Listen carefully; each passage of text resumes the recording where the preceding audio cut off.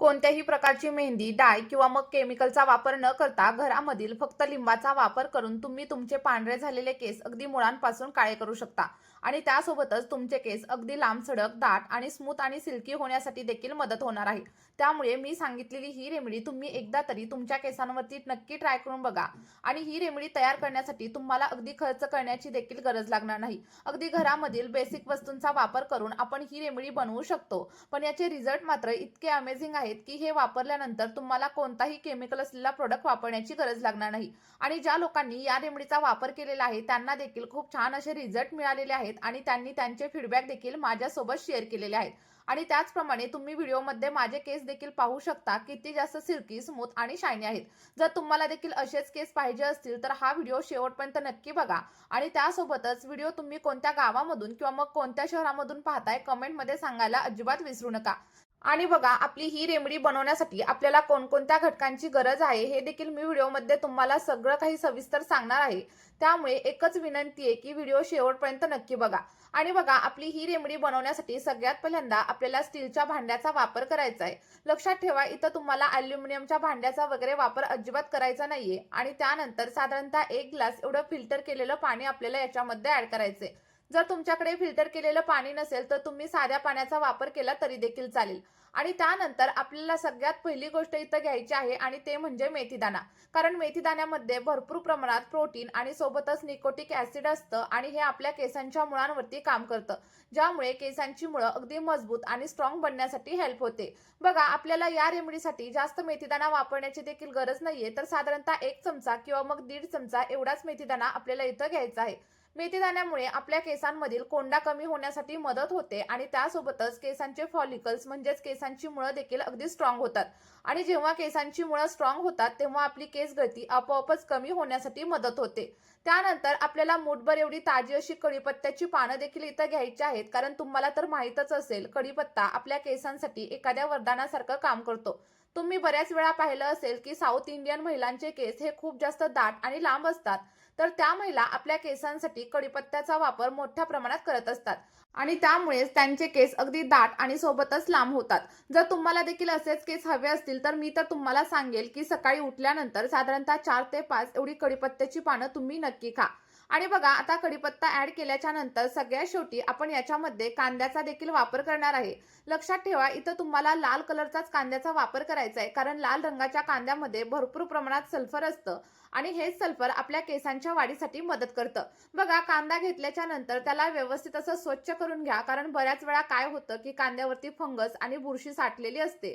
तर तुम्हाला सगळ्यात पहिल्यांदा कांदा व्यवस्थित असा स्वच्छ करून घ्यायचा आहे आणि त्यानंतर कांद्याला छोट्या छोट्या पीसेसमध्ये कट करा आणि आपल्या या भांड्यामध्ये ऍड करा. बघा, कांद्याचे खूप सारे फायदे आपल्या केसांसाठी होत असतात.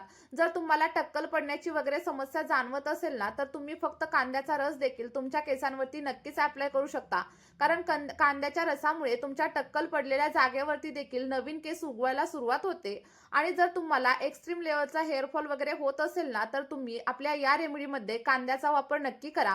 कांदा स्किप वगैरे अजिबात करू नका. आता बघा, सगळ्या काही गोष्टी ऍड केल्याच्या नंतर सगळ्यात शेवटी आपल्याला इथं लवंगांचा देखील वापर करायचा आहे. कारण तुम्हाला माहीतच असेल की लवंगा या थोड्याशा उष्ण असतात आणि सोबतच यामध्ये युजोनॉल नावाचा एक कंपाऊंड असतो, ज्यामुळे आपल्या स्कॅल्पमध्ये इचिंग वगैरे होत असेल किंवा मग तुम्हाला ऑइली स्कॅल्पची वगैरे समस्या असेल तर या सगळ्या समस्या हळूहळू कमी होण्यासाठी मदत होत असते. आता सगळं काही मिश्रण आपल्याला व्यवस्थित असं मिक्स करून घ्यायचं आहे आणि त्यानंतर गॅसवरती ठेवून व्यवस्थित असं बॉईल करायचंय.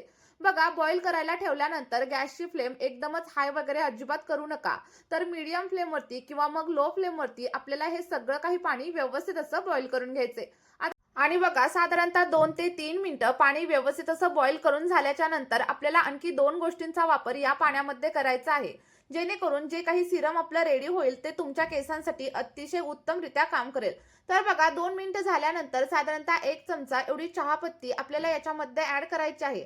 आणि चहापत्ती तुम्ही कोणत्याही ब्रँडची घेऊ शकता. आणि चहापत्तीमध्ये टॅनिन आणि सोबतच कॅफीन असतात, ज्यामुळे जर तुमचे केस पांढरे वगैरे झालेले असतील तर ते मुळापासून काळे होण्यासाठी मदत होते. आणि त्यासोबतच तुमच्या केसांवरती एक नैसर्गिक चमक येण्यासाठी देखील मदत होत असते.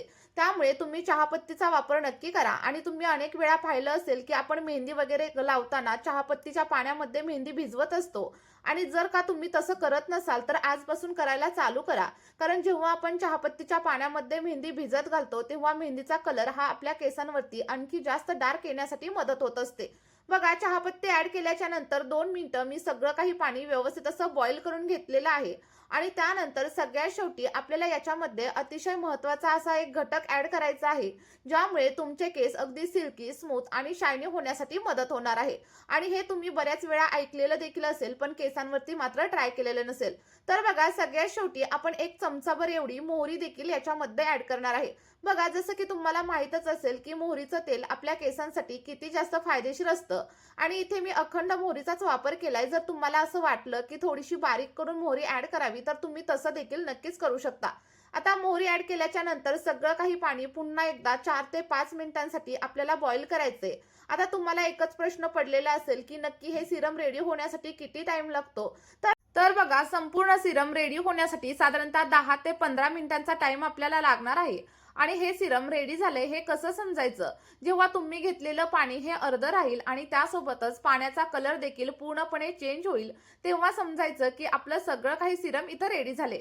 त्यासोबतच आणखी एक पद्धत मी तुम्हाला सांगते. तुम्ही जो काही कांदा, मेथीदाणा, कढीपत्ता याच्यामध्ये ॲड केलाय, तो व्यवस्थित असा प्रेस करून बघायचा आणि जर तो तुम्हाला शिजलेला वाटत असेल, तर तेव्हा समजायचं की तुमचं जे काही सीरम आहे ते इथं रेडी झालेलं आहे.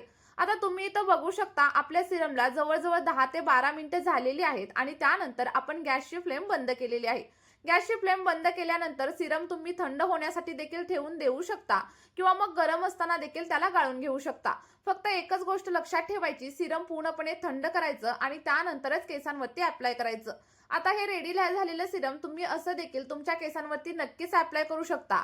आणि व्हिडिओमध्ये मी तुम्हाला 2 ते 3 वेगवेगळ्या पद्धती सांगणार आहे. तुम्हाला त्यामधील जी कोणती पद्धत योग्य वाटेल त्या पद्धतीने तुम्ही हे सीरम तुमच्या केसांवरती अप्लाय करू शकता.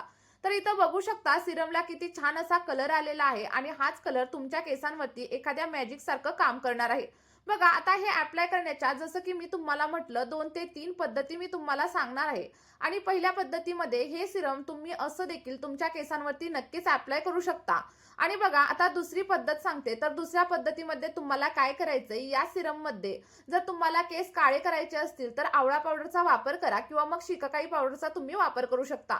आणि जर तुम्हाला तुमच्या केसांवरती बर्गंडी कलर हवा असेल तर तुम्हाला याच सीरममध्ये मेहंदी पावडर म्हणजेच हिना पावडरचा वापर करायचा आहे. आणि बघा, जर कोंड्याची वगैरे समस्या खूप जास्त प्रमाणावरती तुम्हाला जाणवत असेल ना, तर साधारणतः अर्ध्या लिंबाचा रस देखील तुम्हाला या सीरममध्ये वापरायचा आहे. बऱ्याच वेळा मला कमेंट विचारल्या जातात, की लिंबाचा वापर केल्यामुळे केस वगैरे गळतात का? तर जेव्हा आपण लिंबाचा वापर दुसऱ्या कोणत्याही गोष्टीसोबत करतो, तेव्हा आपल्या केसांवरती कोणत्याही प्रकारचे साईड इफेक्ट अजिबात होत नाहीत.